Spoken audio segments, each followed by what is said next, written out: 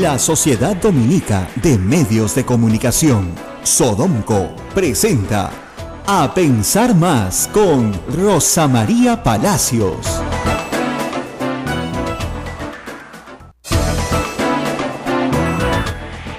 Viernes 9 de junio, inicio de fin de semana. Rosa María Palacios, buenos días. ¡El viernes! Por fin. Yes. Con frío, ¿ah? Y he visto que va a haber friaje en la selva también. Así que a nuestros amigos de toda la zona de Radio Cepagua, Radio La Convención, Radio Madre de Dios, bueno, abrigarse, ¿no? Aunque acá nos hace un poco de gracia. Nuestros amigos de Radio Quillabamba, en la convención nos dirán, pues, cómo es la situación. 18 grados, hace frío. Te cuento que acabo de conversar con el reportero que se encuentra con las reliquias ya en Sicuán y Cusco, y me dice que hace un frío tremendo. No, ahí sí hace frío duro. Bueno, la gira del presidente Pedro Pablo Kuczynski está rindiendo pues frutos, le ha ido bien. El Acuerdo de París, que es un tema que divide al mundo, en realidad no divide al mundo, es Trump contra el resto del mundo, pues por supuesto ha tenido la mayor aceptación. Lo que se trata en esta historia del Acuerdo de París, usted escuchará de qué se trata el Acuerdo de París. Se trata de reducir la cantidad de emisiones de carbono, ¿no es cierto?, que ponemos en la atmósfera, los seres humanos. ¿Y por qué emitimos tanto carbono? Todos emitimos carbono.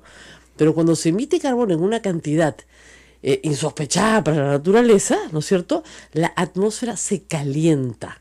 Y al calentarse, suben las temperaturas de todo el planeta. Y al subir la temperatura de todo el planeta, ¿qué pasa? Por ejemplo, los glaciares se deshielan. Por ejemplo, los polos se deshielan. ¿Y eso qué significa? Que van a haber islas, por ejemplo, que van a desaparecer. O que buena parte de una isla puede quedar bajo el océano. Hay una discusión, sí, claro, por supuesto, de los negacionistas, de los que dicen que esto no existe, que es un invento, y que son los menos, como sucede en todo avance científico. Los más están absolutamente convencidos de que el incremento de 1 o 2 grados en 100 años indica que efectivamente hay una afectación del hombre a la naturaleza. ¿Qué se puede hacer para reducir la cantidad de emisiones de carbono? Buscar fuentes de energía que sean renovables y que no emitan carbono. O sea, cuando quemamos petróleo, cuando quemamos carbón, ¿no es cierto?, para producir energía, se finalmente emite carbono. Si usted usa energía solar, si usted usa energía eólica, ¿no es cierto?, usted no quema carbono. La idea es que se vaya a distintas formas, la hidroeléctrica, por ejemplo, de energía que no contamina, ¿no es cierto?, de la forma en la que hace la energía derivada de combustibles fósiles.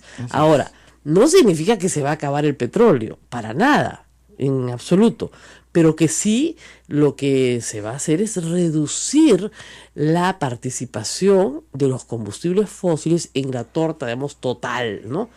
Obviamente el carbón tiende a desaparecer como medio de energía.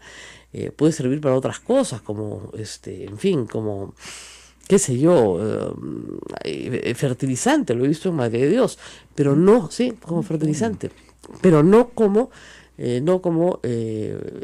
combustible.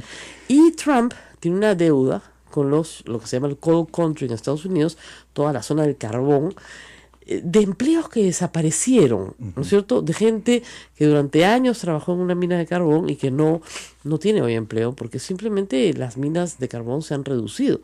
Entonces, para satisfacer a esa población votante, para decirles que sus trabajos van a volver, ¿no es cierto?, les dice que no van a cumplir el Acuerdo de París. Lo cual es falso, sus trabajos no van a volver, punto. El trabajo de los seres humanos cambia, y eso es algo que evoluciona. Miren, hace, no sé, pues 40 o 50 años en Lima, en un periódico, el que armaba el periódico, el linotipista, era importantísimo. Hoy no tiene ningún sentido ese trabajo. Y muchos otros trabajos que ustedes podrán imaginar que con el paso del tiempo, las máquinas, la tecnología, etcétera, han reemplazado a los seres humanos en hacer ese trabajo y desplazado a los seres humanos a hacer otros trabajos. Programar esas máquinas, por ejemplo. ¿No es cierto? Entonces, Eso es lo que está pasando en el mundo, por eso la mayoría de los países, si no todo, hay 2 países que no han firmado el Acuerdo de París, nos dijeron que era Nicaragua uno, Sí. y otro africano, creo. Entonces, claro, Trump está un poco solo en el mundo. Siria, creo. Siria, Sí. efectivamente, no africano, era Siria. Siria y Nicaragua no han firmado el Acuerdo de París. Bueno, la verdad es que se quedó solito Trump y obviamente nuestro presidente apoya el acuerdo, lo apoya toda Europa y para nosotros es muy fácil cumplirlo. Mucho más difícil es cumplirlo para países altamente industrializados que dependen más de combustibles fósiles y que además han contribuido más a la contaminación en los últimos 100 años porque Así están es. mucho más industrializados que nosotros. Entonces sí, hay un acuerdo interesante. El otro acuerdo es, bueno, ir a enamorar inversionistas franceses para que traigan capital al Perú. O sea, es importantísimo que el capital extranjero llegue al Perú porque el capital generado en el Perú no alcanza. ¿No alcanza para qué? Para lograr un mayor crecimiento y a la vez un mayor desarrollo y a la vez más empleos y a la vez más consumo y entrar en los círculos viciosos, virtuosos, virtuosos del crecimiento. Eso es lo que nos falta. Estamos, creo yo, en ese camino y sin embargo aquí nos dedicamos, lo ha dicho el presidente, también me ha hecho gracia, lo puedo escuchar, a la política menuda, ¿no? A la política poco democrática. A ver, lista de obstruccionismos de la semana. ¿Sí? Primero, por supuesto, ya Becerril logró el cometido de que se apruebe un informe de su comisión de fiscalización para acusar a Nadine Heredia y a otros por usurpación de funciones. El tema acá interesante es que felizmente ayer se escuchó la voz de varios que dijeron que a Ana Jara y a Carolina Trivelli, ministras de Estado, no las habían citado siquiera para acusarlas de usurpación de funciones. Y bueno, la sacaron del informe, ¿no? Por lo menos, ¿no? Pero al resto de ministros, por supuesto, a Pedro Cateriano de todas maneras, los van a acusar constitucionalmente en la Subcomisión de Acusaciones Constitucionales y de esto se encargará el señor Becerril, lo ha hecho él personalmente. Lo cual francamente es una vergüenza porque ya se ha archivado ese caso en el Poder Judicial, en primera instancia y con unos largos fundamentos que explican que eso no es usurpación de funciones. Que la señora esposa del presidente haga cosas, diga, decida, se meta, sea metete, no es usurpación de funciones. Ser chinche, ser metete, ser bocona, no es usurpación de funciones. El tipo penal establecido en el código es muy restrictivo. No es para todas las funciones. Usurpación de funciones es que yo me hago pasar por el presidente y firmo una resolución suprema. Eso es usurpación de funciones, ¿no? Entonces es clarísimo, ¿ya? Pero conversar con el, no sé, pues con el decán, ¿no? A la hora del almuerzo no es usurpación de funciones. ¿Ya? No se puede tergiversar el tipo penal de esa manera.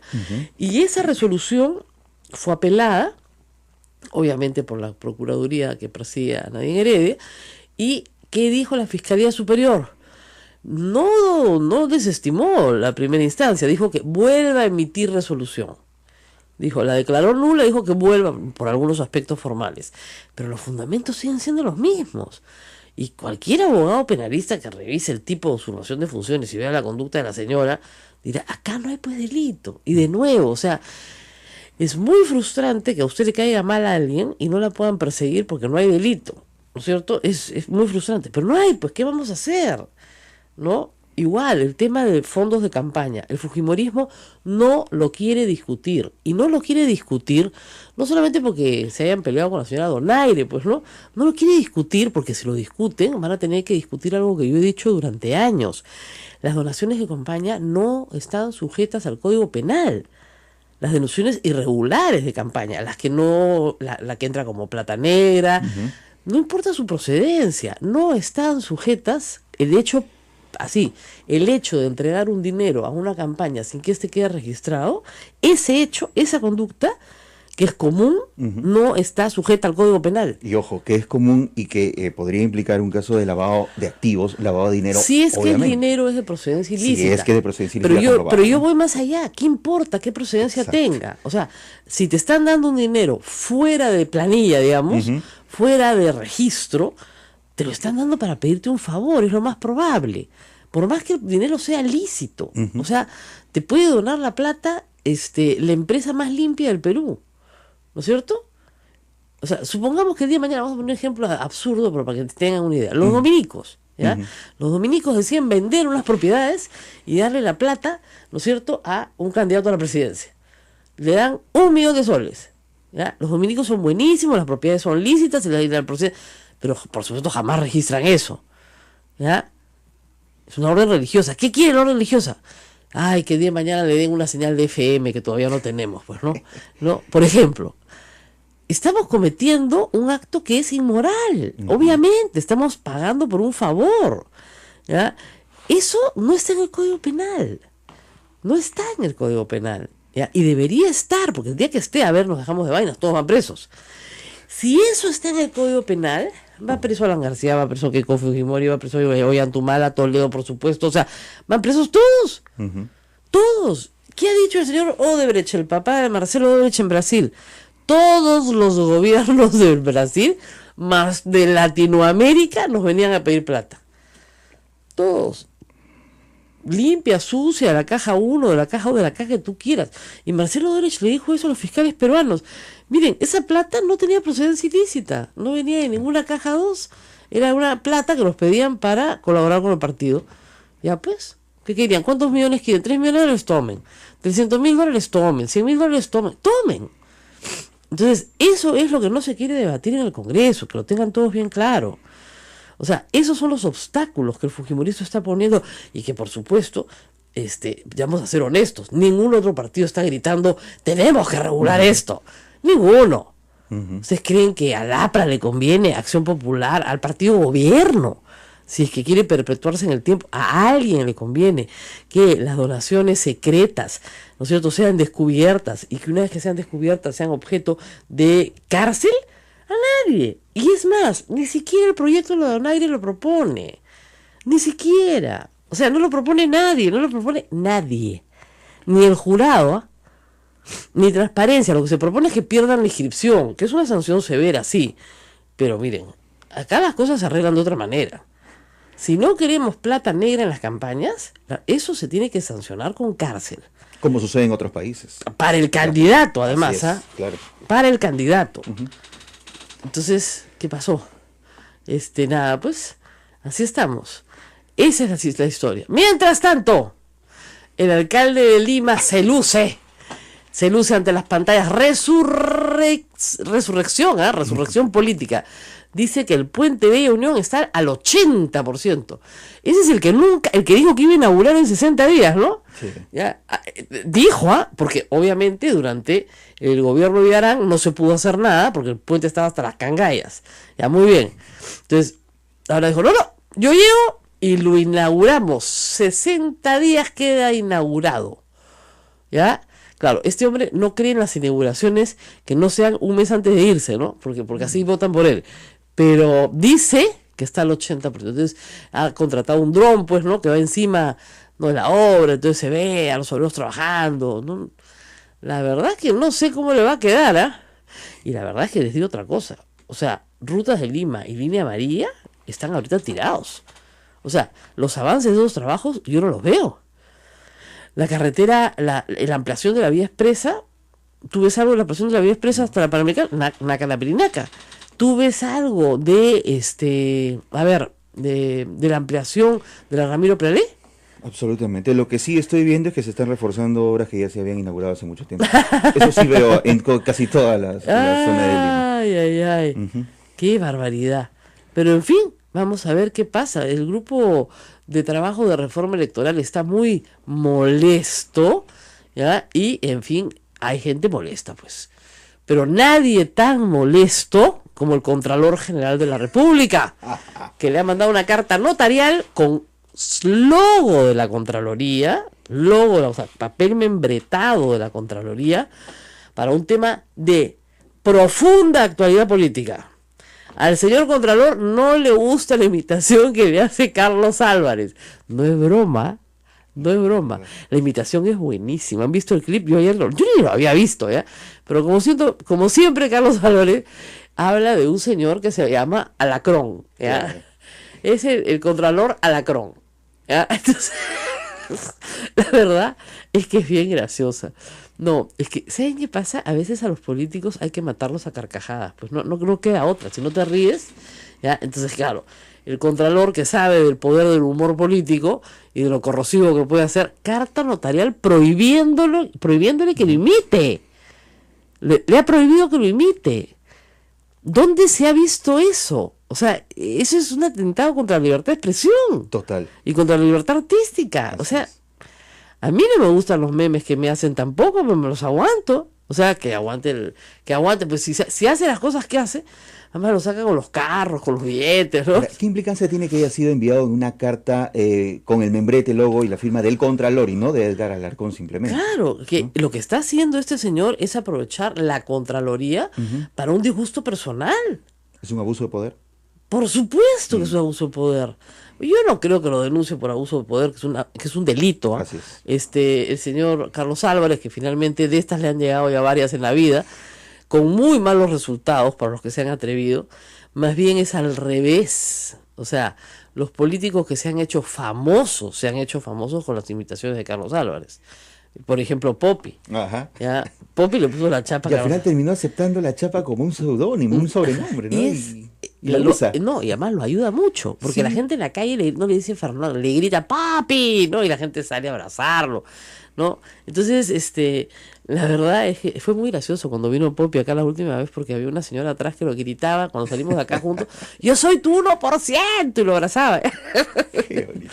Era maravilla. Comentábamos eso temprano con Abel en el informativo aquí en la radio y efectivamente, o sea, digamos una imitación cómica, Rosa María, finalmente es, bueno, no es mala, ¿no? Simplemente lo que hace es satirizar, exagerar digamos, al personaje en sí. Claro. O sea, ahora, a nadie le gusta, o sea, yo sé que a los que salían con colas de rata estaban frenéticos, obviamente, pero si tú no te ríes de ti mismo y de tu situación, ese es el tema. así es, te tienes que reír de ti mismo y de tus qué gracioso.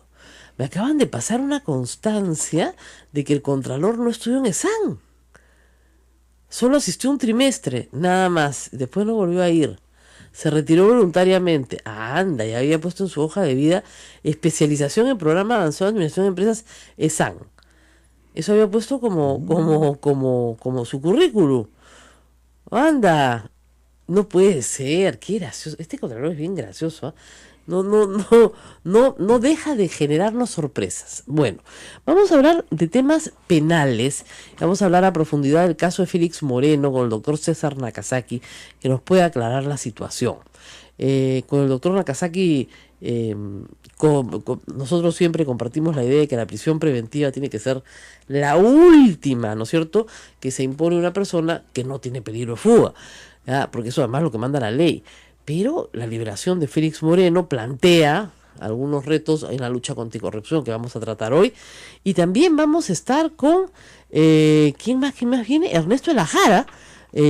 Vamos a hablar también sobre el caso Lavallato y la colaboración eficaz y los avances que se hacen desde el IDL sobre esta historia. Vamos a la pausa y regresamos. Sodomco, Sociedad Dominica de Medios de Comunicación. 8 de la mañana, 22 minutos. Esta es la Sociedad Dominica de Medios de Comunicación. Radio Santa Rosa en Lima, Radio Santo Domingo RSD en Chimbote, Radio San Martín Arequipa, Radio Veritas RTV Cusco y también con nuestras emisoras hermanas Radio Cepagua Ucayali, Radio Quillabamba La Convención y Radio Madre de Dios en Puerto Maldonado. Rosa María. Bueno, la lucha contra la corrupción es uno de los temas que más nos ha preocupado en este programa desde que iniciamos las transmisiones y lo vamos a seguir haciendo. Ahora, hemos podido percibir que en el caso de Lavallato, cuando la información viene desde fuera, es decir, desde Brasil, desde Estados Unidos, incluso desde Suiza, se avanza. Cuando la información se concentra en lo que hacen las autoridades peruanas, se retrocede. Estamos con el doctor César Nakazaki en la línea telefónica. Doctor, muy buenos días, gracias por estar con nosotros. Buenos días, Rosa María. Bueno, el caso de Félix Moreno causa preocupación porque cambia, digamos, la dinámica y los precedentes que ha tenido el Poder Judicial respecto a altos funcionarios del Estado. Es cierto que la prisión preventiva tiene que ser residual, tiene que ser solamente para personas que tienen peligro de fuga.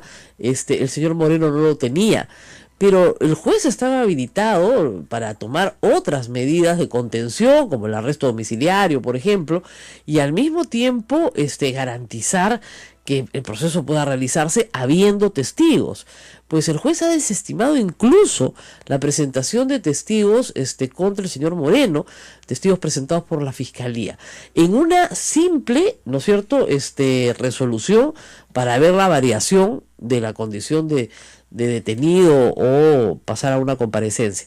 ¿Qué piensa de todo esto, doctor Nakazaki? ¿Hay un cambio en los precedentes del Poder Judicial? A ver, la cuestión legal es el uso que se le puede dar a las declaraciones de los solicitantes de colaboración eficaz. Así es. Hay que diferenciar un solicitante a la colaboración eficaz de alguien que ya se ha vuelto colaborador eficaz. El colaborador eficaz, que es después que se confirma la información y se celebra el acuerdo, era Matilde Pinchi Pinchi en el Perú o Marcelo Odebrecht en Brasil. Así es. Pero los solicitantes, cuya información todavía no ha sido verificada, en la época de la justicia antiterrorista, arranca un mal uso y se utilizan no solo para prisión preventiva, sino para condenas, que terminó con la comisión Uber-Lancier, donde sobre pretexto de nombre de indulto se tuvieron que reconocer centenares de errores de condenados inocentes o de inocentes condenados.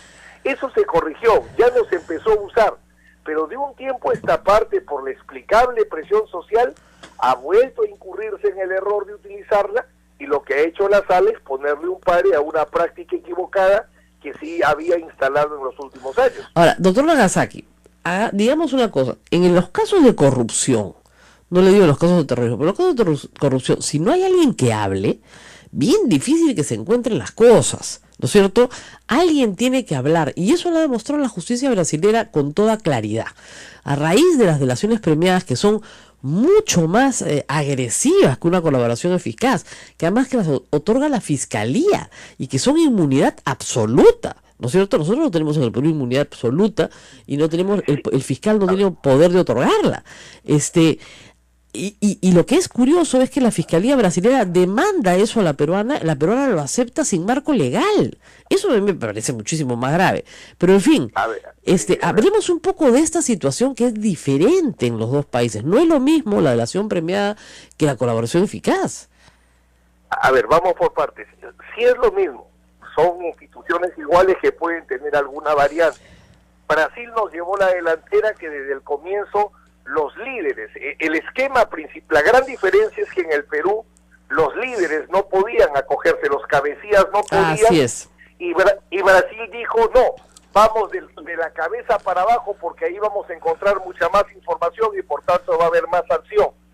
Los dos países coinciden en lo siguiente: la información de los colaboradores eficaces es muy importante, pero sirve para establecer hipótesis de investigación y abrir procesos penales. Así es. Pero si esa información del colaborador eficaz no se corrobora, no sirve para prisión preventiva y menos para una sentencia condenatoria. Así es. Ese es el punto en discusión. O sea, la sala ha dicho, tienes una gran hipótesis. Si la pruebas, a Moreno de todas maneras lo condenan, pero tienes que probarla. No, ya sé, pero es como el huevo y la gallina, pues, doctor. O sea, lo vas a tener que probar en un proceso, ¿ya? No le puede exigir la sala que lo pruebe ahora si el proceso todavía no es iniciado. Sí, pero el tema es, el proceso penal se abre con la información del colaborador, con su sola declaración de solicitante. Así es. Pero si en tu estrategia está que ese proceso tiene que ser con prisión preventiva, necesitas algo más. Porque tu estrategia podría ser, abro proceso penal y me concentro en lo más importante, que es la sentencia condenatoria. Porque lo que pretendo finalmente es no meterlo para sacarlo mañana, sino condenarlo 15, 20, 30 años, y para eso hay que llevar la carne no cruda, sino la carne cocinada. Claro, pero el problema acá es que, digamos, lo que le está diciendo el juez, usted no me ha puesto toda la carne en la parrilla. Y el fiscal le puede decir, yo le puedo poner toda la carne en la parrilla, porque para eso tiene que haber un juicio. Te pongo un ejemplo, tú decías que no se puede. Ecoteva es el mejor caso. ¿Cómo se prueba Ecoteva? Se prueba que hay una opción, se prueba que es cercano cuando se constituye, se prueba que está su suegra, se prueban operaciones inusuales y se demuestra que no era ningún préstamo, menos el holocausto, y lo que había que demostrar es cuál era el motivo para que Maiman le entregue plata a Toledo. Con Odebrecht se cierra el círculo. Maiman tenía que entregarle plata a Toledo porque a través de Maiman le pagaban las empresas brasileñas. O sea, sí se pueden armar los casos. No, yo estoy seguro que sí, doctor Nagasaki. El tema acá es que han encontrado no solamente la delación del señor que es el hijo político de Baruch Ifcher, sino también han encontrado el dinero, han encontrado las cuentas. Lo que pasa es que Moreno dice, eso no es mío. Permíteme, sí. Rosa María. Si tú sacas los 23 o 32 documentos, porque todos los 23 o 32 correos, todo, hablan de claves y de códigos. Pero lo único que le da sentido para demostrar lo que es el tema nuclear, un acuerdo entre la empresa brasilera y Moreno, en virtud del cual recibe dinero a cambio de favorecimientos de empresas, esa información, al día que se presentó la prisión preventiva, 3 días después de la declaración de Chavit, solo se sustentaba en la declaración de Chavit. Si la hubiera dado como testigo y no colaborador eficaz, voy contigo, porque basta un testigo para que haya prisión preventiva. Pero si lo doy como colaborador eficaz, la ley exige que se corrobore. Claro. Ese es el punto. Muy bien. Entonces, ¿usted cree que está bien liberado Félix Moreno? Como te repito, lo que volvemos a hacer es regresar a nuestra jurisprudencia razonable que ha llevado a establecer. Sirve la declaración del colaborador muchísimo para armar casos, pero para condenar, eso ya demostramos con Hugo Rancière y su comisión que eso no ayuda, eso condena mucho. Ya sé, doctor, pero estamos hablando de un caso completamente distinto. Fue una época terrible en que una persona le decía, este señor le dio 2 gallinas a un terruco y lo metían preso. De las colaboraciones eficaces, el remedio malo es igualmente malo sin interesar en su enfermo. Pero escúcheme, en esa época no se necesitaba ser un colaborador eficaz premiado en un proceso, bastaba la delación simple. Querida Rosa María, yo he estado en 150 de esos procesos, era lo mismo. La colaboración eficaz es que un delincuente se presenta, da una información que resulta importante, esa información se corrobora, se celebra un acuerdo y en ejecución de ese acuerdo se convierte en testigo. ¿Qué se hizo en ese momento? No se esperó todo el proceso, no se esperó la corroboración. La sola declaración sirvió para condenar ayer. Así es, no hubo una colaboración eficaz como la establecía en el año 2001 en la legislación. Era la mera delación. Era la Rosa María, en la época del terrorismo era la mera delación. Tu vecino te odiaba, decía que tú eras terrugo, te ibas adentro. Por eso hubo que indultar a 700 personas. El problema era que no se esperaba la corroboración. Por eso, no había ningún... No era la declaración de los solicitantes. Así es. Igual, pues era la mera delación. Nadie está pidiendo eso. Eso es lo que se está utilizando ahora, la mera delación. No. No es la mera delación. Además, entiendo yo, doctor, de repente usted me puede desmentir, que la información contra el señor Félix Moreno viene también del Brasil. O sea, no es solamente el señor Chavit, es una declaración de un testigo brasilero. Bueno, tú me dices cuándo puedo, me haces acordar a la televisión, me dices cuándo puedo. ¿Perdón? Me dices cuándo puedo conversar. No, la pregunta que le hago es, por eso le digo, desmiéntame si me equivoco, pero ¿no hay una información que viene también de Brasil en este sentido? A ver, te voy a comentar. Hace unos días, el Procurador General de la República de Brasil ha dicho que si el Perú quiere recibir la información, tiene que celebrar acuerdos de colaboración eficaz con cada uno de los delincuentes, que no le puede entregar toda la información como tenía la expectativa la opinión pública, porque la Fiscalía está muda. No hay alguien como Ugaz que en esa época narraba bien el partido, ahora nadie narra el partido. Entonces todos pensaban que iba a haber una tormenta y iba a caer mucha información.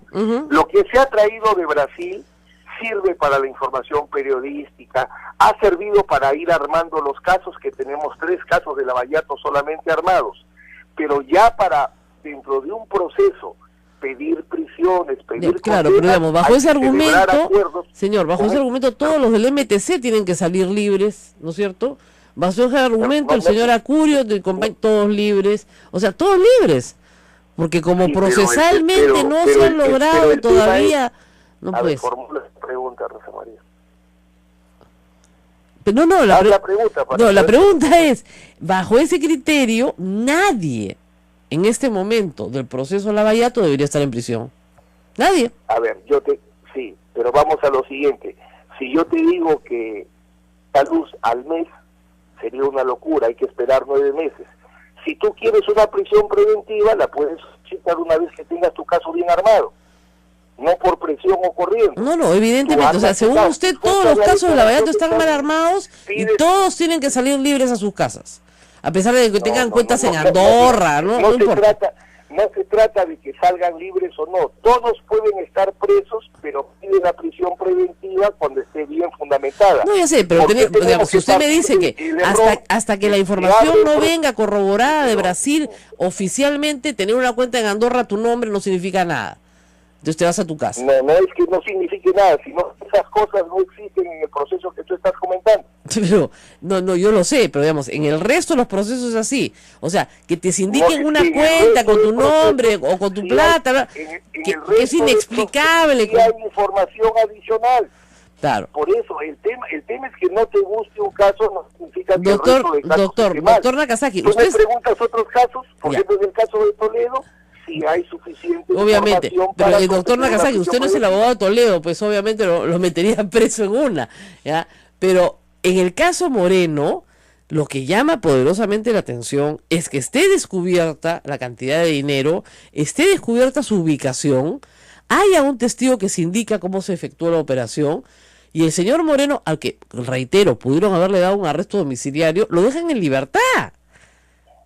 Y no es una mera acusación, es una acusación con un sustento que dice cuánta plata, de dónde vino, dónde está. ¿No es cierto? No veo por qué no puede estar el señor Moreno bajo el escrutinio más severo del Poder Judicial. Para darle una medida cautelar distinta a Moreno, entonces no es la sala, sino es el fiscal que tiene que armar bien el caso. A Nadine Heredia, por ejemplo, jamás le iban a poder dar prisión preventiva al presidente Humala porque tiene una conducta procesal impecable. Porque lo que manda la prisión preventiva, sí o no, el principal... Es la conducta procesal. En eso estamos de acuerdo. Pero también usted entenderá que otra de las cosas que dice el código es que no puedes perturbar, ¿no es cierto?, la actividad probatoria. Entonces, el señor Moreno, regresando al gobierno regional, puede perturbar la actividad suficiente al peligro procesal, correcto, ok.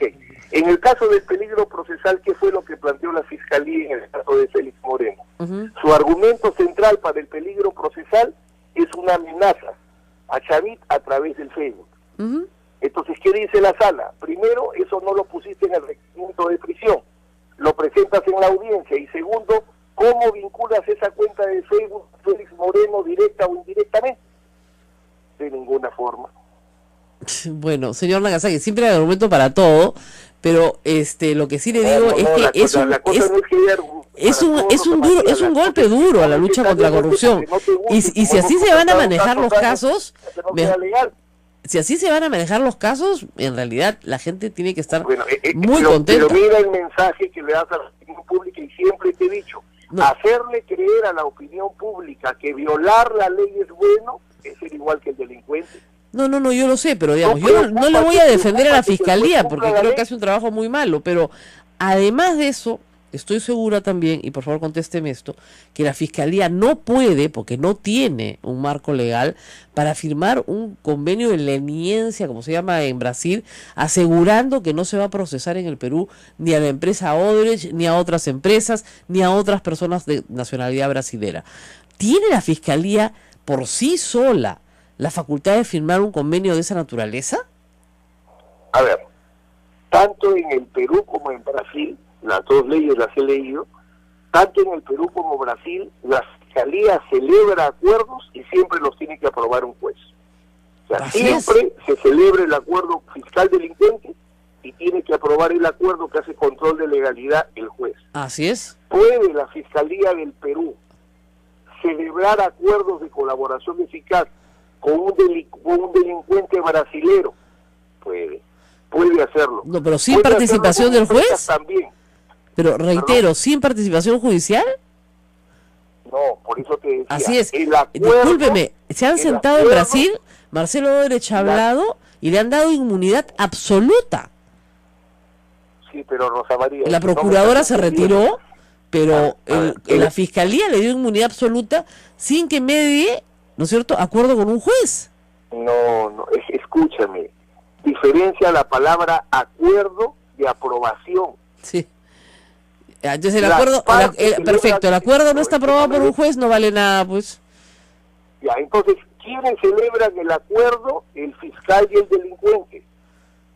Claro. El acuerdo en Brasil, en el Perú y en Estados Unidos lo celebran el fiscal y el delincuente. O sea, es el Perú y Brasil igualito. Ya, pero si el juez, escúcheme, pero le explico, señor Nagasaki, en Estados Unidos el juez aprueba los acuerdos con el fiscal de plano, jamás los cuestiona. En el Perú, si el juez no aprueba el acuerdo, ¿qué pasa? No, es que hay una pequeña diferencia. Jueces en todas partes del mundo lo único que hacen es control de legalidad. Por ejemplo, para que haya exoneración o exención de pena, que también hay en el Perú, la información tiene que producir ciertos efectos. Por ejemplo, evitar la comisión de nuevos delitos. Si la información sirve para evitar nuevos delitos, entonces puedes llegar a la exoneración de pena. Si un fiscal se excede y da una exención de pena contraria a la ley, el juez tiene que desaprobarla. Por eso, pues. Pero en Brasil han aprobado todos los acuerdos. En Estados Unidos han aprobado todo el acuerdo. Sí, pero han aprobado los acuerdos. Acá en el Perú es imposible saber qué va a hacer un juez. Dale. Imposible. Si usted me asegura que va a ser un juez, mire, no, acá no hay predictibilidad jurídica. Imposible saber lo que va a hacer un juez. En los tres países, Rosa María, quien aprueba es el juez, y para tu tranquilidad, el 99.99% de acuerdos de colaboración eficaz en el Perú han sido aprobados por jueces. Sí, pero con sanción, con cárcel. ¿Cómo? O sea, Pinchi ha tenido que pagar una pena. Pero Rosa María, hay exoneraciones, hay exenciones. Lo que pasa no las hemos visto, ¿ah? En el Perú no las hemos visto, y estos señores están exigiendo impunidad absoluta. No, sí. Pero anda por partes.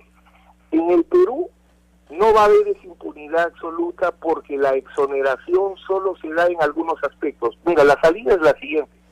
En Brasil se puede perfectamente condenar por los delitos que hayan cometido los brasileros en cualquier parte del mundo. Los brasileros eso es lo que no quieren, pues. Perú. Señor Nagasaki, eso es lo que no quieren. No quieren ni siquiera ser condenados en Brasil por lo que han hecho en el Perú. Ni siquiera. Sí, pero el tema es el siguiente. A ver. El Perú tiene que decidir cómo quiere desarrollar su estrategia. ¿El Perú necesita condenar brasileros en el Perú? ¿O el Perú lo que necesita es saber si 4 presidentes han cometido delito y tienen que ir a la cárcel con un conjunto de ministros, empresarios, esa es la pregunta, árbitros, etcétera? Aparentemente... Entonces, pero tú me dices, no puedo terminar de responder, Rosa Sí, María. a ver, termine. Entonces, si la estrategia es, la reflexión que quiero generar es como un ajedrez. Si yo quiero al rey, sacrifico un caballo. Entonces yo no lo presentaría a la opinión pública, y perdona que me meta de periodista, como algo malo, si es que voy a lograr que 4 presidentes, varios ministros, varios empresarios vayan a la cárcel. Ya. Entonces Ahora, no hay que satanizar la colaboración. Doctor Nagasaki, no satanizo nada, a mí me parece muy bien. Lo que importa es lo que usted ha dicho. Tiene que haber una estrategia, y esta estrategia tiene que ser pública. Como usted dice, acá nadie nos narra el partido. Sabemos que la Fiscalía ha firmado un acuerdo en esos términos.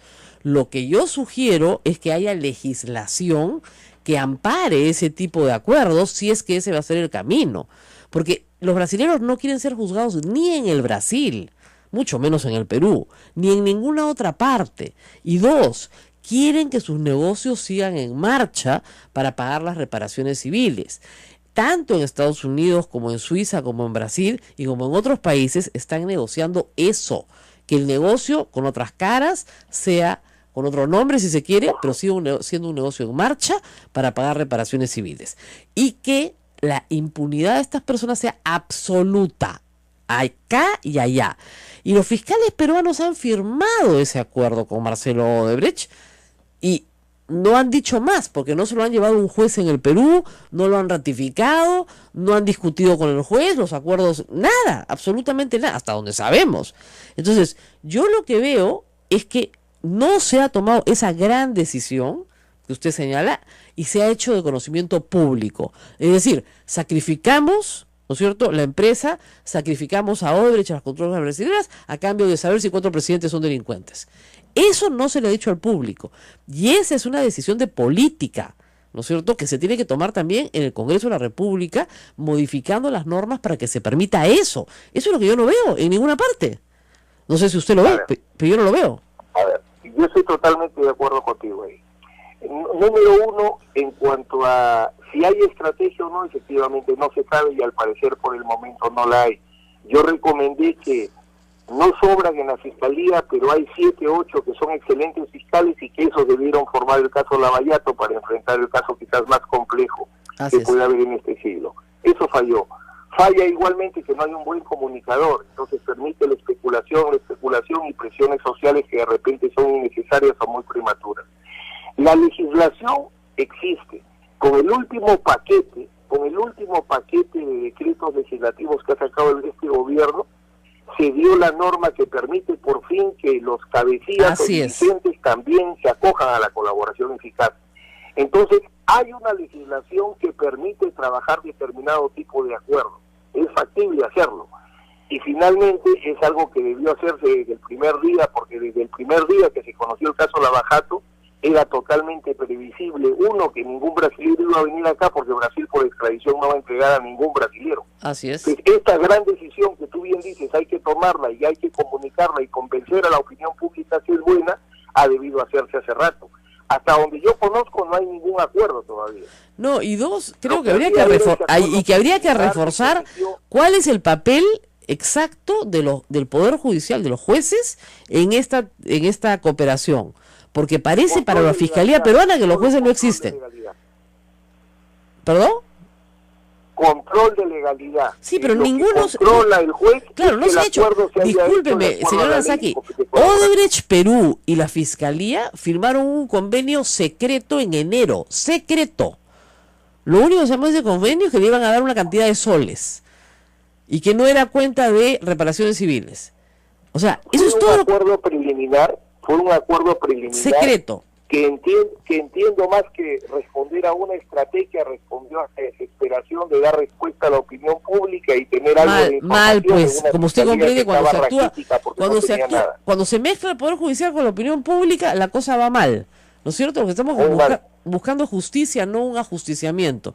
Y el tema aquí es que ese acuerdo secreto le puede dar privilegios a Odebrecht sin haber obtenido el Estado peruano nada a cambio. La pregunta es... No creo, ya que estamos especulando completamente. Porque es secreto el acuerdo. Primero señalarte que por su naturaleza el acuerdo es secreto. O sea, por su naturaleza es secreto. Lo que es público son sus efectos cuando se ejecuta. Pero yo no creo en realidad que en ese acuerdo preliminar ya se haya negociado la responsabilidad de Marcelo Odebrecht. No creo.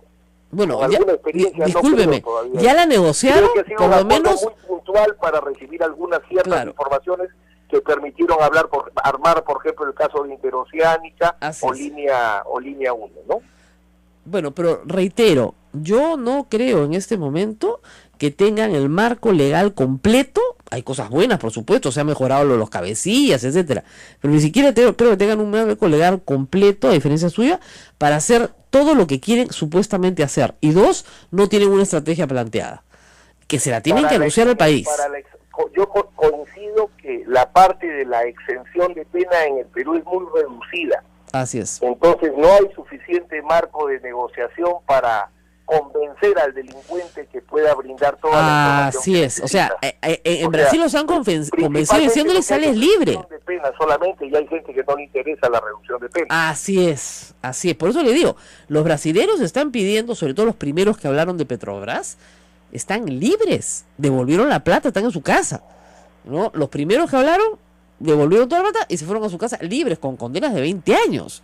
¿ya? Entonces, Marcelo Odebrecht ya está 1 año y medio preso, quiere estar 2 años preso y lo va a conseguir, pero va a cantar como un pajarito. Entonces, ¿qué estamos consiguiendo con eso? Obviamente, una liquidación total de la pena, que es en realidad, digamos, una discusión también moralmente complicada, un dilema, pero al mismo tiempo obtenemos la información que queremos sobre los funcionarios públicos peruanos, que debería ser el objeto, ¿no es cierto?, de la justicia en el Perú. Los funcionarios públicos peruanos... Totalmente de acuerdo. Así es. Si la estrategia es traer brasileros, primero nunca se va a lograr, porque no veo a Brasil, como repito, entregando a ningún brasilero, más aún las empresas en Brasil están funcionando normalmente. Por eso. Nuestra estrategia es lograr conocer lo que pasó acá. Esa debe ser la estrategia realista. Bueno, esperemos que nos escuchen, doctor Nagasaki. A veces nos dan bola, pero como le digo, tiene que cambiarse la ley en el Congreso para que se pueda garantizar inmunidad absoluta, que es lo que están pidiendo los brasileros. Hoy el margen de negociación... Hay que ampliar los supuestos de exoneración, que Así siempre son muy pocos acá. Así es, y lo que están pidiendo los brasileros es eso, y eso los fiscales no lo pueden dar. No lo pueden dar. Entonces hay que mejorar eso. Si lo dieran, el juez lo desaprobaría. Exactamente. ¿Y usted cree que los brasileños no tienen abogados que lo saben? Entonces ni hablar, pues no nos van a dar. Los brasileños tienen muy claro que ellos solo van a tener una condena. Así los es. que están condenados, y es en Brasil, ellos no van a estar condenados. Exactamente. Y no van a hablar, y no nos van a dar nada, y no nos van a dar nada si no hay un convenio que los exima del 100% de la responsabilidad. Eso es el marco que el fiscal hoy día no tiene. Bueno, muchas gracias, doctor Nagasaki. Como siempre, nos ponemos de acuerdo en 2 minutos. Es muy esclatoso, se ríen acá. Pero de verdad, pues. Ahora, en lo de Félix Moreno no estoy del todo de acuerdo, ¿eh? Yo lo hubiera mandado a su casa, la verdad. Bueno, nuestras conversaciones son muy famosas y, por cierto, muy recordadas por mí. Siempre es un gusto volver a conversar contigo. Así es. Deberíamos si legisláramos entre los dos, doctor, la cosa sería diferente. Muy bien, doctor César Nagasaki, muchísimas gracias por estar con nosotros. Cuídate, Rosa María. Y vamos a la pausa. Me divierto mucho. Tú te diviertes escuchando. Muchísimo. Pero aprendes. Por supuesto. Hay algo que refleja un peligro grande, es el tema del peligro procesal. Y aquí coincido con la columna de José Ugaz en La República. Claro. Porque el peligro procesal implica que el gobierno, el señor Félix Moreno podría volver al gobierno regional del Callao a tener el control de las evidencias. Exactamente. ¿No? Y probablemente ocultarlas, ¿no? Yo lo hubiera mandado a su casa. ¿Ya? De verdad, o sea, yo soy de las personas que creen y siempre he creído que la prisión preventiva es realmente, como dice la norma, para alguien que va a perturbar el proceso, para una persona que no puede estar socialmente, ¿no es cierto?, suelta. Claro. Imagínense ustedes un psicópata que viola niños, ¿no? Y no para, y tiene una pulsión de muerte, ¿no es cierto? Entonces, para evitar que cometa otro delito inmediatamente, lo puedes también contener, claro, ¿no es cierto? O para una persona que se fuga. ¿Ya? En esos sentidos estoy absolutamente de acuerdo con que tiene que estar limitada. Y tal vez el señor Félix Moreno ni se ha fugado y no sabemos qué va a hacer con las pruebas, lo hubiera mandado a su casa. Ahí el juez se ha equivocado. Digamos prisión domiciliaria. Domiciliaria, claro. Lo hubiera mandado a su casa, no sale de arresto domiciliario, que se hace con los procesados. El problema acá, para que ustedes lo tengan claro, es que en esta competencia entre jueces y fiscales, yo te desautorizo, tu escrito está mal hecho, me lo has debido sustentar mejor, ponme esto, ponme aquello, va ganando la corrupción, ¿no es cierto? Los egos de los jueces y los fiscales son grandes también, entonces va ganando la corrupción. Ese es el problema, y lo que tenemos que buscar acá es la justicia. Ahora, lo que ha dicho el doctor Nagasaki, que es importantísimo, es qué es lo que queremos como país. Y hay que tomar una decisión, porque los señores de Brasil no van a cantar si es que no se les da inmunidad absoluta. Y el margen de negociación que tiene un fiscal en el Perú es pequeño. Siempre va a tener que haber una condena, va a haber 2 años de pena. Y esos señores no están pidiendo ni condena ni nada. Están pidiendo simple y llanamente exoneración total. Y eso no está en la ley. O sea, está, pero tienen que haber unos presupuestos. Esos presupuestos no se cumplen porque estos brasileños son una banda de delincuentes, ¿ya? Entonces, una banda, la verdad. Entonces, ¿qué es lo que hay que hacer? Hay que sacar legislación con el propósito determinado de que no vamos a poder juzgar a los brasileños, no los van a extraditar nunca, nos pueden dar información y podemos establecer qué hicieron los 4 últimos presidentes y además los presidentes regionales, ahora gobernadores regionales, los alcaldes provinciales, ministros, es decir, altos funcionarios del Estado involucrados en hechos ilícitos. Eso es lo que tenemos que hacer. Eso suena efectivo. ¿Estamos lejos de ello? Lejísimos, Ismael, hace meses que lo digo, o sea, lejísimos. El fiscal Pablo Sánchez de repente lo tiene claro en su cabeza, pero no lo verbaliza. Así es. Y además yo entiendo, es políticamente muy duro salir a decir al país, no vamos a procesar a Odebrecht. Ya dijeron, no vamos a procesar, por ahora no vamos a investigar a Grady Montero, ya lo dijeron. Pero es duro decir, a las empresas no las vamos a tocar, vamos a tocar a los funcionarios públicos corruptos. Pero esa es una estrategia. Así es. Y tiene que plantearse el país. Le van a decir inmorales, sí, pero es la única forma. O sea, ¿quieren ver a Toledo preso? ¿Quieren ver a Humala preso, a García preso? ¿Quieren ver a todos presos? Muy bien. Empecemos por el principio. ¿Ya? ¿Qué es lo que nos tienen que decir estos señores? Un montón de información. ¿Nos la van a dar? No. ¿Por qué? Porque no les podemos dar una exoneración total. ¿Qué hacemos? Modificamos la ley para darles una exoneración absoluta, plana, total y sin condiciones. Sin condiciones. Entonces, se avanza el proceso. El dilema moral. El dilema moral, Sí. yo lo escribí el domingo, el dilema Sí. moral. ¿Ya? Vamos a la pausa y volvemos. Volvemos.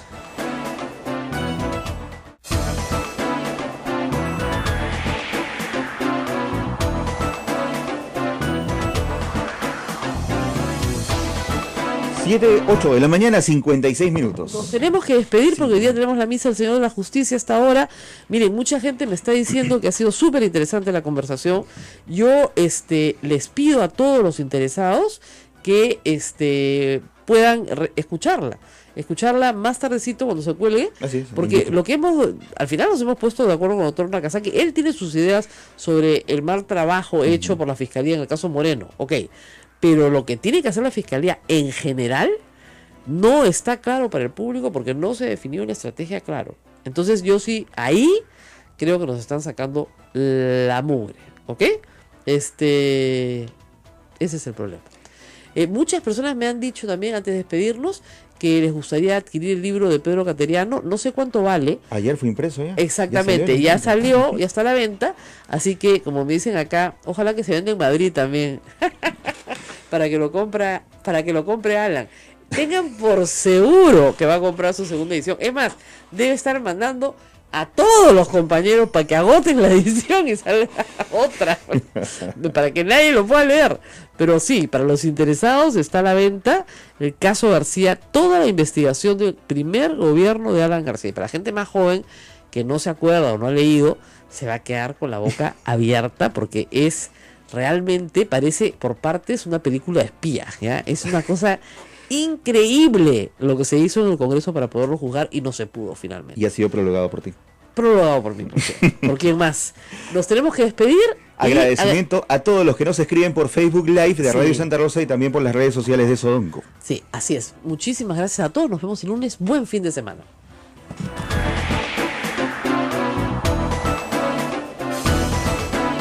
Hasta aquí, A Pensar Más con Rosa María Palacios. Este programa fue producido por la Sociedad Dominica de Medios de Comunicación, Sodonco. Ser centenares de errores de Así es. condenados inocentes Así o es. de inocentes condenados. Eso se corrigió, ya no se empezó a usar, pero de un tiempo a esta parte, por la explicable presión social, ha vuelto a incurrirse en el error de utilizarla, y lo que ha hecho la sala es ponerle un pare a una práctica equivocada que sí había instalado en los últimos años. Ahora, doctor Nagasaki, digamos una cosa. En los casos de corrupción, no le digo en los casos de terrorismo, pero en los casos de corrupción, si no hay alguien que hable, bien difícil que se encuentren las cosas, ¿no es cierto? Alguien tiene que hablar, y eso lo ha demostrado la justicia brasilera con toda claridad.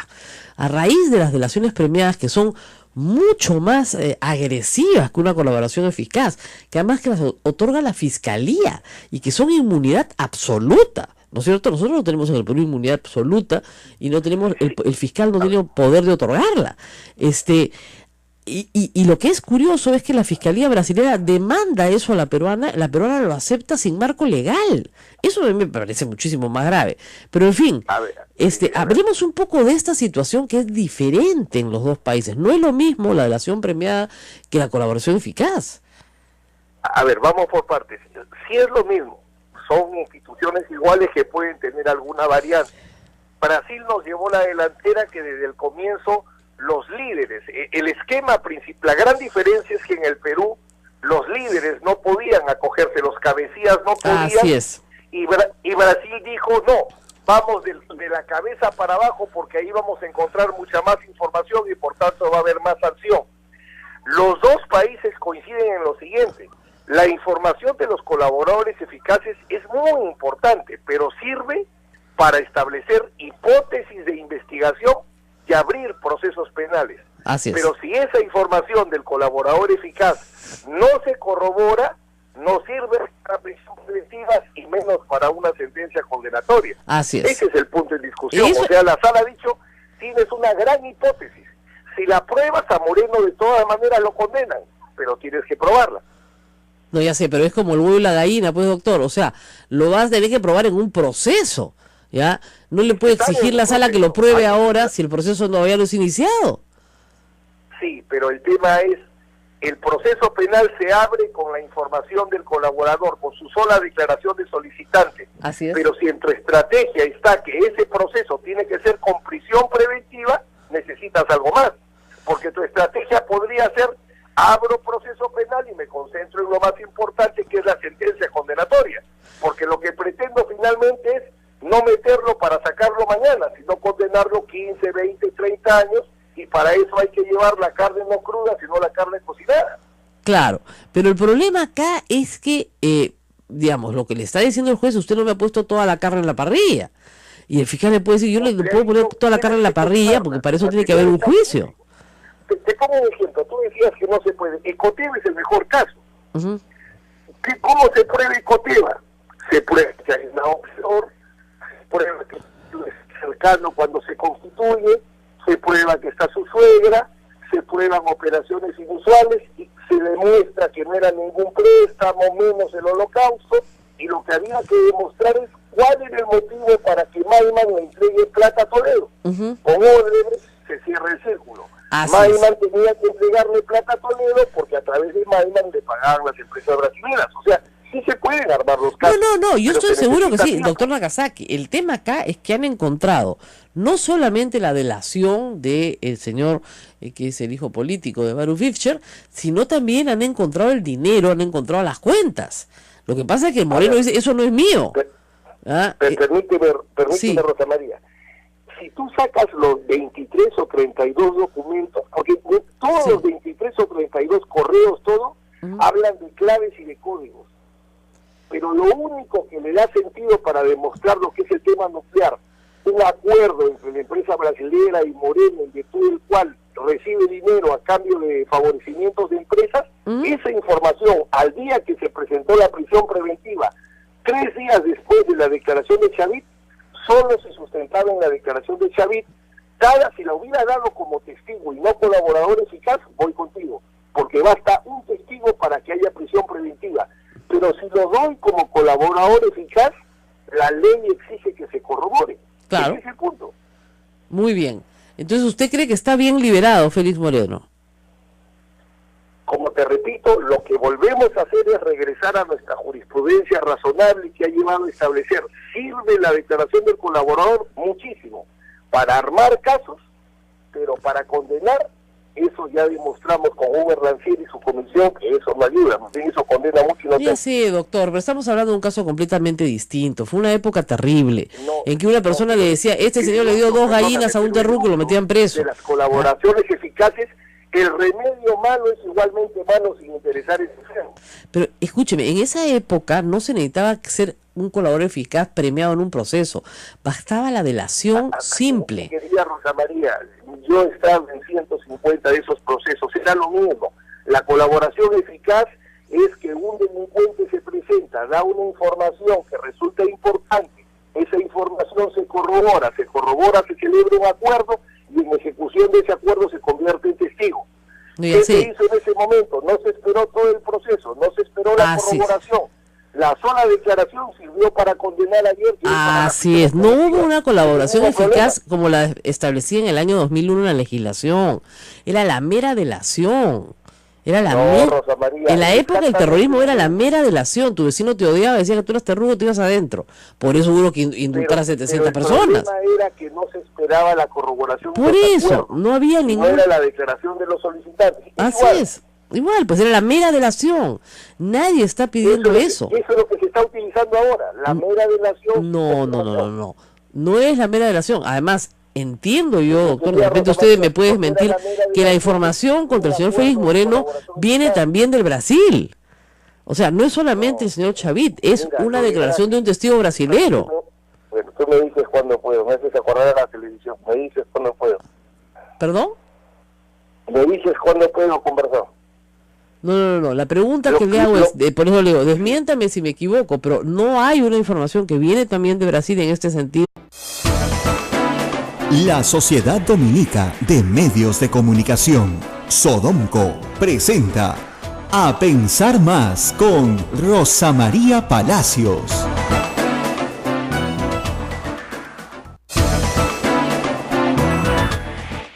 Viernes 9 de junio, inicio de fin de semana. Rosa María Palacios, buenos días. ¡Es viernes! Por Yes, fin. Yes. Con frío, ¿ah? Y he visto que va a haber friaje en la selva también.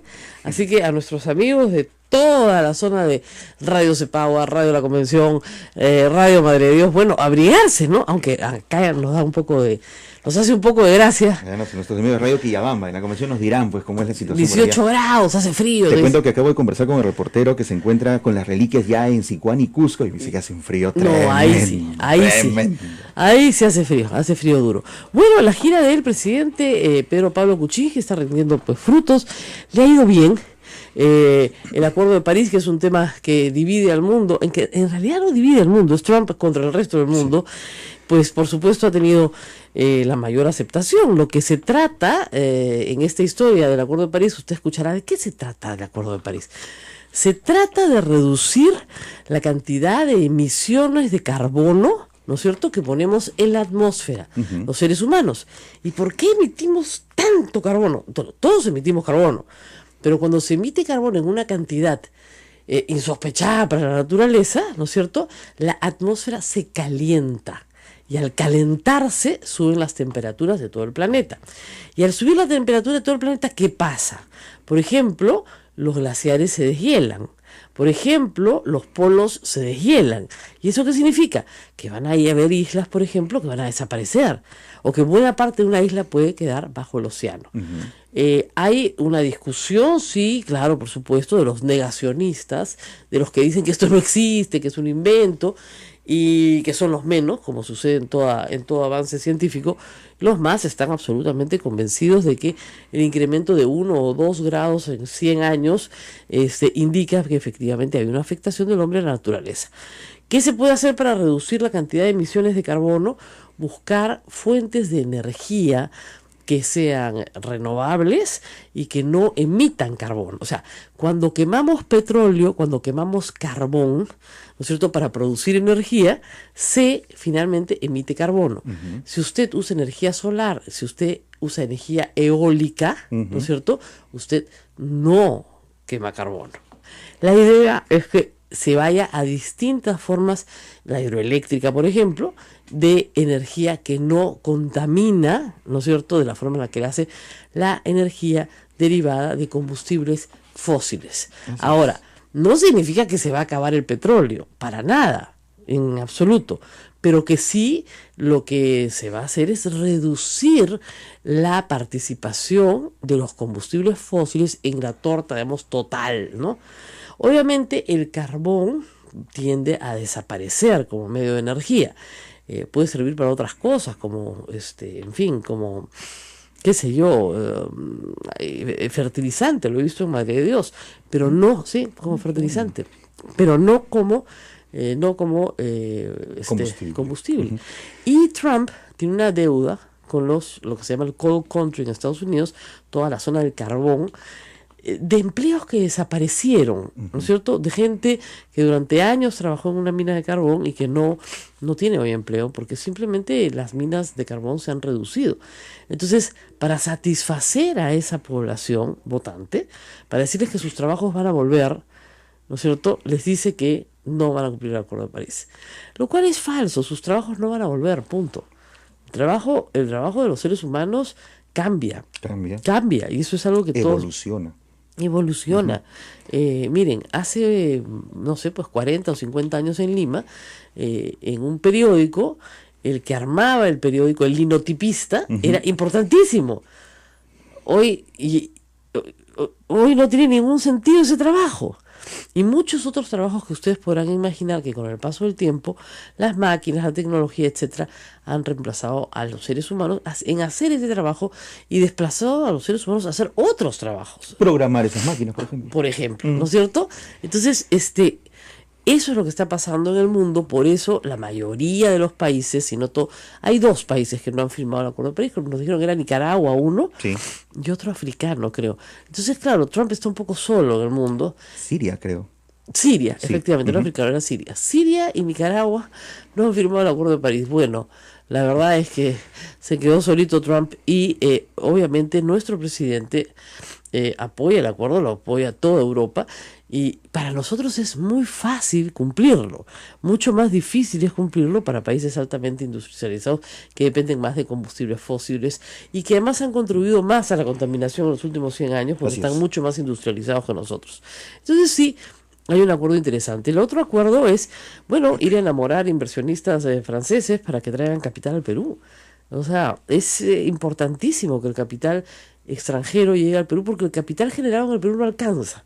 ¿No alcanza para qué? Para lograr un mayor crecimiento y a la vez un mayor desarrollo y a la vez más empleos y a la vez más consumo y entrar en los círculos virtuosos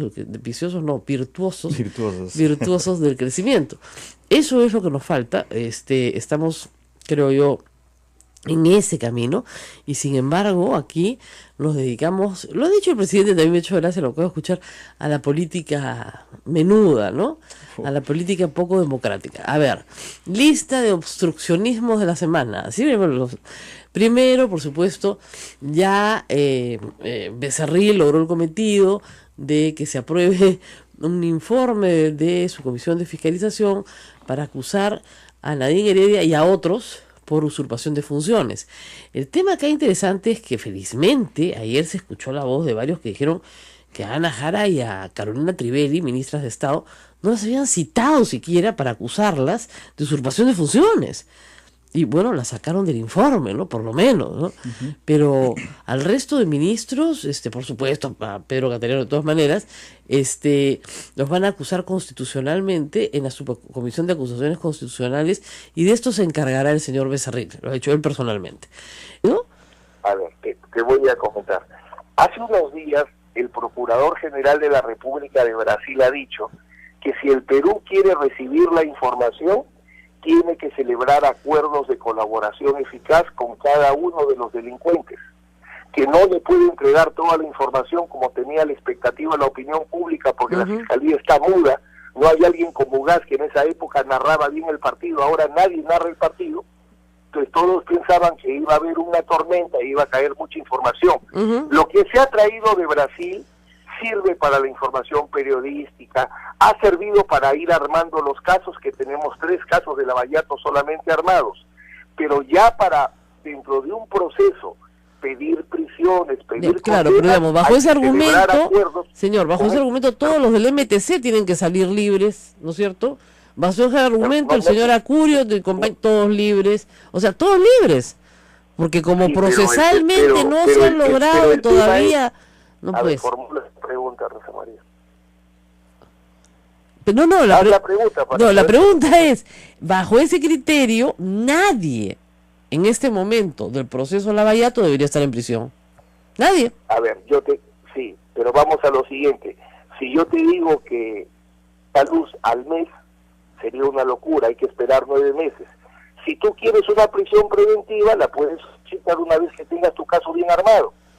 No por presión o corriendo. No, evidentemente, o sea, según usted, todos los casos de Lavallato están mal armados y todos tienen que salir libres a sus casas, a pesar de que tengan cuentas en Andorra, ¿no? No se trata de que salgan libres o no, todos pueden estar presos, pero piden pide la prisión preventiva cuando esté bien fundamentada. No, ya sé, pero digamos, si usted me dice que hasta que la información no venga corroborada de Brasil oficialmente, tener una cuenta en Andorra a tu nombre no significa nada.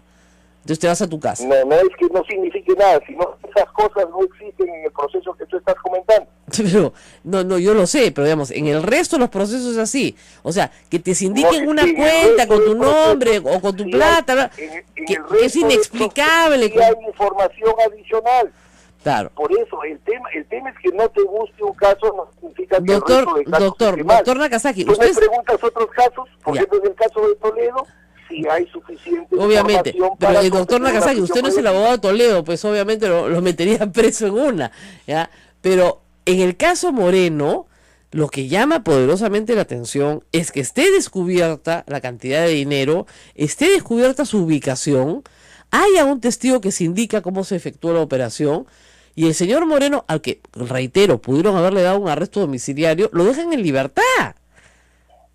Y no es una mera acusación, es una acusación con un sustento que dice cuánta plata, de dónde vino, dónde está. ¿No es cierto? No veo por qué no puede estar el señor Moreno bajo el escrutinio más severo del Poder Judicial. Para darle una medida cautelar distinta a Moreno, entonces no es la sala, sino es el fiscal quien tiene que armar bien el caso. A Nadine Heredia, por ejemplo, jamás le iban a poder dar prisión preventiva al presidente Humala porque tiene una conducta procesal impecable. Porque lo que manda la prisión preventiva, sí o no, el principal... Es la conducta procesal. En eso estamos de acuerdo. Pero también usted entenderá que otra de las cosas que dice el código es que no puedes perturbar, ¿no es cierto?, la actividad probatoria. Entonces, el señor Moreno, regresando al gobierno regional, puede perturbar la actividad suficiente al peligro procesal, correcto, ok. En el caso del peligro procesal, ¿qué fue lo que planteó la Fiscalía en el caso de Félix Moreno? Su argumento central para el peligro procesal es una amenaza a Chavit a través del Facebook. Entonces, ¿qué dice la sala? Primero, eso no lo pusiste en el requerimiento de prisión, lo presentas en la audiencia, y segundo, ¿cómo vinculas esa cuenta de Facebook a Félix Moreno directa o indirectamente? De ninguna forma. Bueno, señor Nakazaki, siempre hay argumento para todo, pero lo que sí le digo es que es un golpe duro a la lucha contra la corrupción. Y si así se van a manejar los casos, si así se van a manejar los casos, en realidad la gente tiene que estar muy contenta. Pero mira el mensaje que le das a la opinión pública, y siempre te he dicho, hacerle creer a la opinión pública que violar la ley es bueno, es ser igual que el delincuente. No, yo lo sé, pero digamos, yo no le voy a defender a la Fiscalía porque creo que hace un trabajo muy malo, pero además de eso, estoy segura también, y por favor contésteme esto, que la Fiscalía no puede, porque no tiene un marco legal, para firmar un convenio de leniencia, como se llama en Brasil, asegurando que no se va a procesar en el Perú ni a la empresa Odebrecht, ni a otras empresas, ni a otras personas de nacionalidad brasilera. ¿Tiene la Fiscalía por sí sola la facultad de firmar un convenio de esa naturaleza? A ver, tanto en el Perú como en Brasil, las dos leyes las he leído, tanto en el Perú como Brasil, la Fiscalía celebra acuerdos y siempre los tiene que aprobar un juez. O sea, siempre se celebra el acuerdo fiscal delincuente y tiene que aprobar el acuerdo que hace control de legalidad el juez. Así es. ¿Puede la Fiscalía del Perú celebrar acuerdos de colaboración eficaz con un delincuente brasilero? Puede hacerlo. No, pero sin participación del juez. También. Pero reitero, ¿sin participación judicial? No, por eso te decía. Así es. Acuerdo, discúlpeme, se han sentado en Brasil, Marcelo Odebrecht ha hablado y le han dado inmunidad absoluta. Sí, pero Rosa María... La procuradora se retiró, pero la Fiscalía le dio inmunidad absoluta sin que medie, ¿no es cierto?, acuerdo con un juez. No, escúchame. Diferencia la palabra acuerdo de aprobación. Sí. Entonces el acuerdo, perfecto, el acuerdo no está aprobado por un juez, no vale nada, pues. Ya, entonces, ¿quiénes celebran el acuerdo? El fiscal y el delincuente. Claro. El acuerdo en Brasil, en el Perú y en Estados Unidos lo celebran el fiscal y el delincuente. O sea, es el Perú y Brasil igualito. Ya, pero si el juez, escúcheme, pero le explico, señor Nagasaki, en Estados Unidos el juez aprueba los acuerdos con el fiscal de plano, jamás los cuestiona. En el Perú, si el juez no aprueba el acuerdo, ¿qué pasa? No. Con logo de la Contraloría, o sea, papel membretado de la Contraloría, para un tema de profunda actualidad política. Al señor Contralor no le gusta la imitación que le hace Carlos Álvarez. No es broma, no es broma. La imitación es buenísima. ¿Han visto el clip? Yo ni lo había visto, ¿ya? Pero como siempre, Carlos Álvarez habla de un señor que se llama Alacrón, ¿ya? Claro. Es el Contralor Alacrón, ¿ya? Entonces, la verdad es que es bien graciosa. No, es que, ¿saben qué pasa? A veces a los políticos hay que matarlos a carcajadas, pues no queda otra, si no te ríes, ¿ya? Entonces, claro, el Contralor que sabe del poder del humor político y de lo corrosivo que puede hacer, carta notarial prohibiéndole que lo imite. Le ha prohibido que lo imite. ¿Dónde se ha visto eso? O sea, eso es un atentado contra la libertad de expresión. Total. Y contra la libertad artística. Así o sea, es. A mí no me gustan los memes que me hacen tampoco, pero me los aguanto. O sea, que aguante, pues si hace las cosas que hace, además lo saca con los carros, con los billetes, ¿no? ¿Qué implicancia tiene que haya sido enviado en una carta con el membrete, logo y la firma del Contralor y no de Edgar Alarcón simplemente? Claro, que lo que está haciendo este señor es aprovechar la Contraloría para un disgusto personal. ¿Es un abuso de poder? Por supuesto que es un abuso de poder. Yo no creo que lo denuncie por abuso de poder, que es un delito. Así es. El señor Carlos Álvarez, que finalmente de estas le han llegado ya varias en la vida, con muy malos resultados para los que se han atrevido, más bien es al revés. O sea, los políticos que se han hecho famosos con las imitaciones de Carlos Álvarez. Por ejemplo, Popi. Ajá. ¿Ya? Popi le puso la chapa. Y al final terminó aceptando la chapa como un seudónimo, un sobrenombre, ¿no? Y la usa. No, y además lo ayuda mucho, porque la gente en la calle no le dice Fernando, le grita papi, ¿no? Y la gente sale a abrazarlo, ¿no? Entonces, la verdad es que fue muy gracioso cuando vino Popi acá la última vez, porque había una señora atrás que lo gritaba cuando salimos de acá juntos, yo soy tu 1%, y lo abrazaba. Qué bonito. Era maravilla. Comentábamos eso temprano con Abel en el informativo aquí en la radio, y efectivamente, o sea, digamos una imitación cómica, Rosa María, finalmente es... Bueno, no es mala, ¿no? Simplemente lo que hace es satirizar, exagerar digamos, al personaje en sí. Claro. O sea, ahora, a nadie le gusta, o sea, yo sé que a los que salían con colas de rata estaban frenéticos, obviamente, pero si tú no te ríes de ti mismo y de tu situación, ese es el tema. Así es. Claro. Te tienes que reír de ti mismo y de tus qué gracioso. Me acaban de pasar una constancia de que el Contralor no estudió en ESAN. Solo asistió un trimestre, nada más. Después no volvió a ir. Se retiró voluntariamente. Anda, ya había puesto en su hoja de vida especialización en programa avanzado de administración de empresas ESAN. Eso había puesto como su currículum. Anda, no puede ser. Qué gracioso. Este Contralor es bien gracioso, ¿eh? No deja de generarnos sorpresas. Bueno, vamos a hablar de temas penales. Vamos a hablar a profundidad del caso de Félix Moreno con el doctor César Nagasaki, que nos puede aclarar la situación. Con el doctor Nagasaki, nosotros siempre compartimos la idea de que la prisión preventiva tiene que ser la última, ¿no es cierto?, que se impone a una persona que no tiene peligro de fuga, ¿ya? Porque eso además es lo que manda la ley.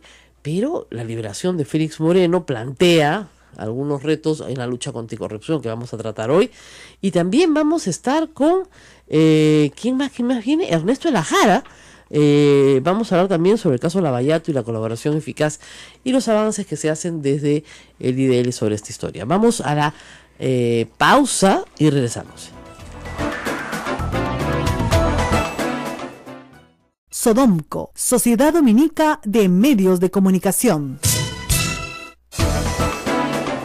8 de la mañana, 22 minutos. Esta es la Sociedad Dominica de Medios de Comunicación. Radio Santa Rosa en Lima, Radio Santo Domingo RSD en Chimbote, Radio San Martín Arequipa, Radio Veritas RTV Cusco y también con nuestras emisoras hermanas Radio Cepagua Ucayali, Radio Quillabamba La Convención y Radio Madre de Dios en Puerto Maldonado. Rosa María. Bueno, la lucha contra la corrupción es uno de los temas que más nos ha preocupado en este programa desde que iniciamos las transmisiones y lo vamos a seguir haciendo.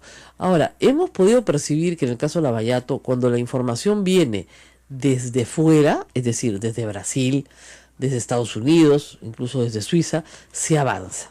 Cuando la información se concentra en lo que hacen las autoridades peruanas, se retrocede. Estamos con el doctor César Nakazaki en la línea telefónica. Doctor, muy buenos días, gracias por estar con nosotros. Buenos días, Rosa María.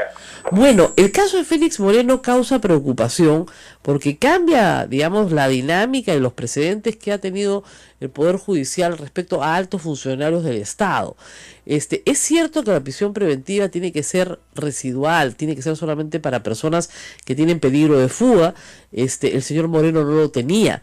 Pero el juez estaba habilitado para tomar otras medidas de contención, como el arresto domiciliario, por ejemplo, y al mismo tiempo garantizar que el proceso pueda realizarse habiendo testigos.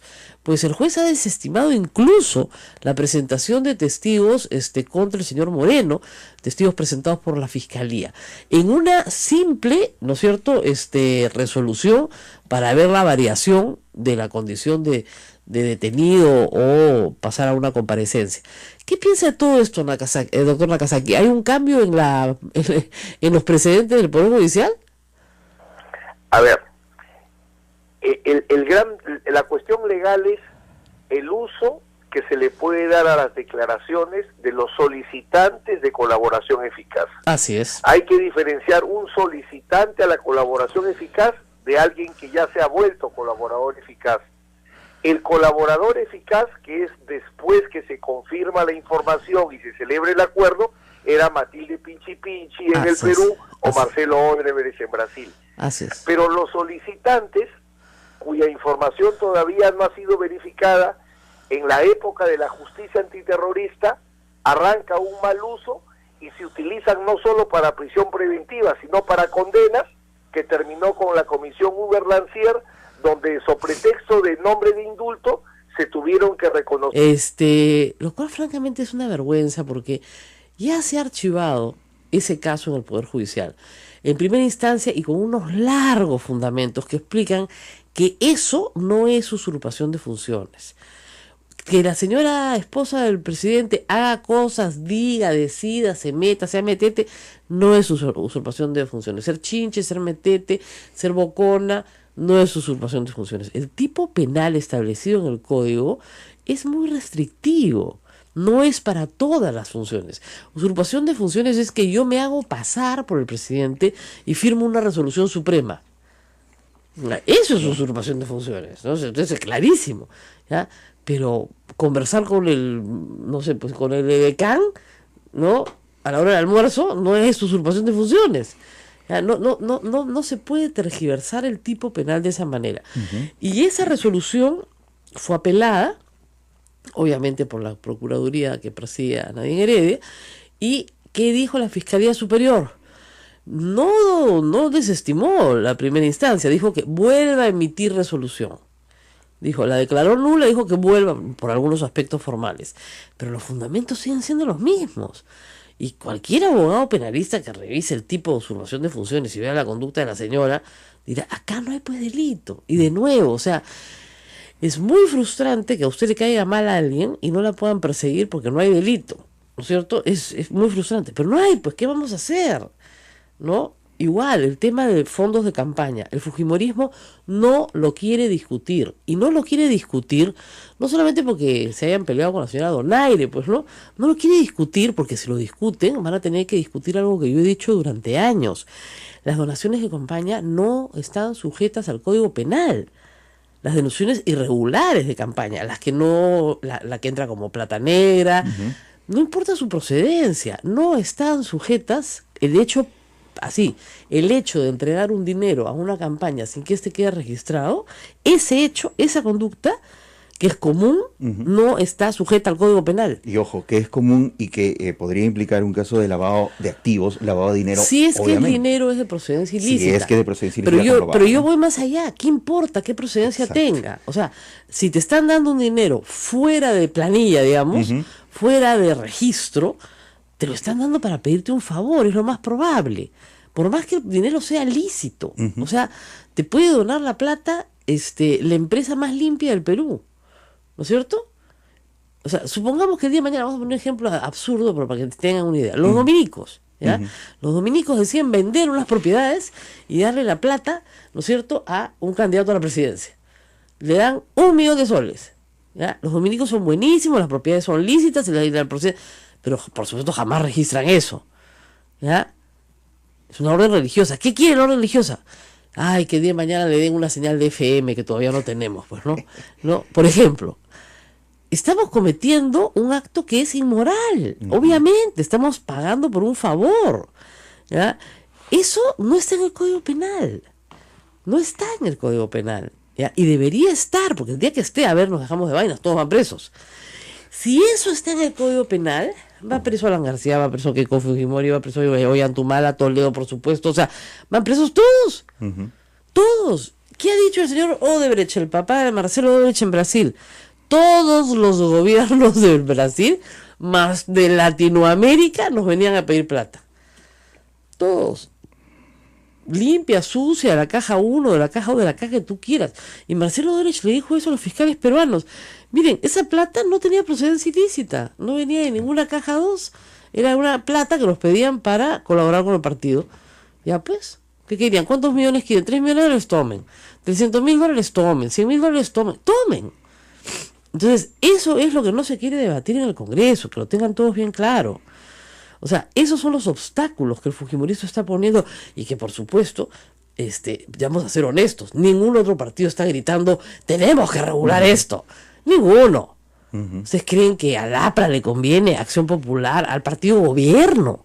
Si es que quiere perpetuarse en el tiempo, a alguien le conviene que las donaciones secretas, ¿no es cierto?, sean descubiertas y que una vez que sean descubiertas sean objeto de cárcel. A nadie. Y es más, ni siquiera el proyecto de la Donaire lo propone. Ni siquiera. O sea, no lo propone nadie, Ni el jurado, ni transparencia. Lo que se propone es que pierdan la inscripción, que es una sanción severa, sí. Pero miren, acá las cosas se arreglan de otra manera. Si no queremos plata negra en las campañas, eso se tiene que sancionar con cárcel. Como sucede en otros países. Para el candidato, además, claro. Para el candidato. Entonces, ¿qué pasó? Nada, pues, así estamos. Esa es la historia. Mientras tanto, el alcalde de Lima se luce ante las pantallas. Resurrección política. Dice que el puente Bella Unión está al 80%.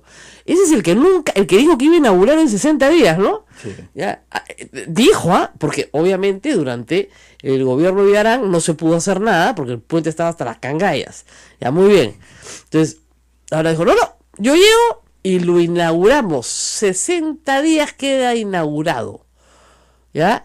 Claro, este hombre no cree en las inauguraciones que no sean un mes antes de irse, ¿no? Porque así votan por él. Pero dice que está al 80%. Entonces ha contratado un dron, pues, ¿no? Que va encima, ¿no?, de la obra, entonces se ve a los obreros trabajando, ¿no? La verdad es que no sé cómo le va a quedar, ¿ah? Y la verdad es que les digo otra cosa. O sea, Rutas de Lima y Línea Amarilla están ahorita tirados. O sea, los avances de esos trabajos yo no los veo. La carretera, la ampliación de la vía expresa, tú ves algo de la ampliación de la vía expresa hasta la Panamericana, Naca-La-Pirinaca. Tú ves algo de de la ampliación de la Ramiro Plalé. Absolutamente. Lo que sí estoy viendo es que se están reforzando obras que ya se habían inaugurado hace mucho tiempo. Eso sí veo en casi todas las zonas de Lima. Ay. Qué barbaridad. Pero en fin, vamos a ver qué pasa. El grupo de trabajo de reforma electoral está muy molesto, ¿ya? Y, en fin, hay gente molesta, pues. Pero nadie tan molesto como el Contralor General de la República, que le ha mandado una carta notarial